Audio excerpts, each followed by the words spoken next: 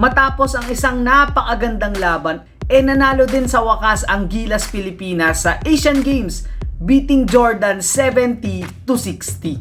Hay nako mga kapatid, napakarami na naman nating pag-uusapan sa video na to. Kaya hindi ko na patatagalin, simulan na natin ang review na to. Justin Brownlee start and the second quarter scare. Nabanggit ko sa video ko kahapon na kailangan ni Justin Brownlee magkaroon ng game of a lifetime para mabigyan tayo ng pagkakataong talunin ang Jordan. Hindi man niya ito nagawa pero sapat na yung kanyang amazing start para mabigay sa atin yung momentum na kinakailangan natin. Brownlee scored 18 of his 20 points nung first half at buti na lang talaga magaganda ang laro ng ating locals at dahil dyan nabigyan pa nga si Justin Brownlee ng well-deserved rest. At katulad nung unang laro, lumamang na naman ang Gilas as high as 13 points ata yun. Pero si RHJ ay nakahit ng 2 baskets at ilang 3-pointers ng Jordan at sa isang iglap, tabla na naman ang laro. Muntik na naman tayo dyan mga kapatid, pero hindi naman papayag si Team Cone na maulit-ulit yung nangyari sa unang laro.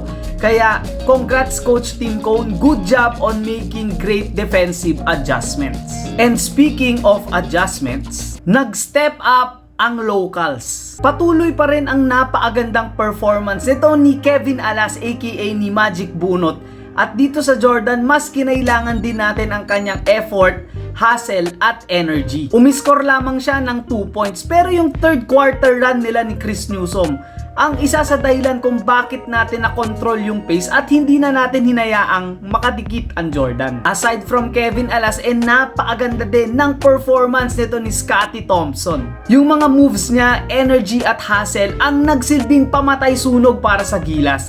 At dahil dyan, hindi na talagang nakadikit pa ang Jordan. Naging aggressive din sa scoring itong si Chris Newsom. At unti-unting nakakashoot itong si Calvin Oftana na hindi natin nagawa lalong-lalo na nung first game. Overall, great performance para sa mga locals na talagang nag-step up para tulungan si Justin Brownlee. At speaking of great performances, Ange Kwame stepped up big time. Ang tagal na nating inantay na magkaroon ng breakout performance itong si Ange Kwame. At what a time to show his game to everyone. Umiscore siya ng 6 points nung first half. Pero ang nagbalayo talaga at nagbigay sa atin ng momentum sa larong ito, ang kanyang depensa. Ang dami niyang deflections, rebounds, steals at blocks na eventually nagbigay sa atin ng mga puntos. Sana nakikita ko sa laro ni Ange Kwame, ang pinakabagay na role sa kanya sa Gilas ay maging isang defensive anchor. Oo, importante din naman na umiscore siya dahil capable scorer naman siya.